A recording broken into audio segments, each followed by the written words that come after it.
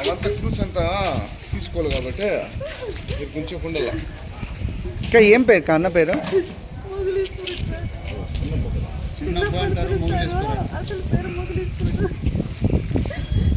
ఏం పని చేస్తాడు కాయన? ఎంతమంది భార్య పిల్లలు ఎంతమంది? కానీ ముగ్గురు కూతుర్లు ఒక కొడుకు.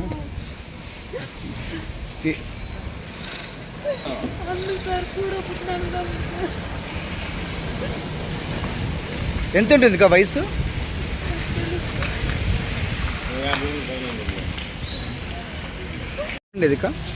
నాకు తెలియదు సార్. మేము శేషాపురం సార్, మాది ఊరు. వాళ్ళ పెళ్ళాం దగ్గర ఉంటాడు, ఏడుంటాడు మనకి ఎప్పుడు. అంటే ఈమె భార్య కదా? ఈమె భార్య కదా సార్. భార్య వాళ్ళు ఉండేది ఎక్కడ? అక్కడ పెట్రోల్ బంక్, పెట్రోల్ ఇది పెంకుల ప్యాకెట్ పల్లి వీధిలో.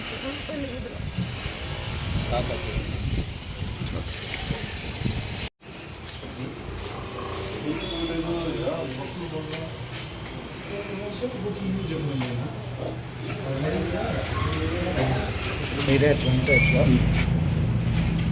చెప్పాల్సిన చూపించేది ఆరోగ్యం అయిపోతుంది.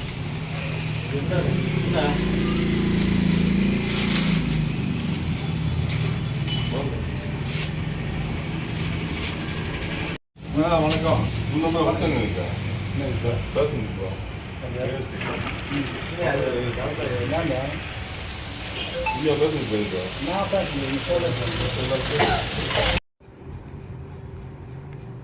నిన్నటి దినం పలమనేరు టౌన్ లక్ష్మీనగర్ కాలనీలో ఒక మర్డర్ జరిగింది.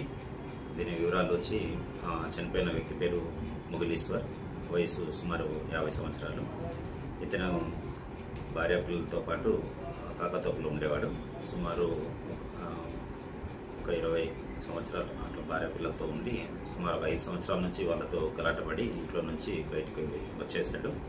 వచ్చి లక్ష్మీకారంలో ఉన్నటువంటి మంగమ్మ అనే ఆమెతో ఈయన సహజీవనం చేస్తూ ఉన్నాడు. ఈ మంగమ్మకు కూడా భర్త వదిలేసి వెళ్ళిపోయాడు. ఆమెకు కూడా 2 పిల్లలు ఉన్నారు. వీళ్ళిద్దరూ సుమారు 5 సంవత్సరాల నుంచి ఈ లక్ష్మీకార కాలంలో కాపురం ఉంటున్నారు. కాకపోతే ఈ ముగిలీశ్వర్ ఈ మంగమ్మ పైన సుమారు ఒక 15 రోజుల నుంచి ఆమె క్యారెక్టర్ పైన అనుమానం పడుతూ తాగి వచ్చి ప్రతిరోజు ఆమెని హింసించడం జరుగుతూ ఉంది. నిన్నటి దినం కూడా బాగా తాగొచ్చి రాత్రి ఆమెని బయట పెట్టి గడియేసుకొని ఇంట్లో ఉండడం. తర్వాత ఈమె సుమారు 11:30 సమయంలో వాకిలు తెరిచినప్పుడు ఆమె ఇంట్లోకి వెళ్ళడం,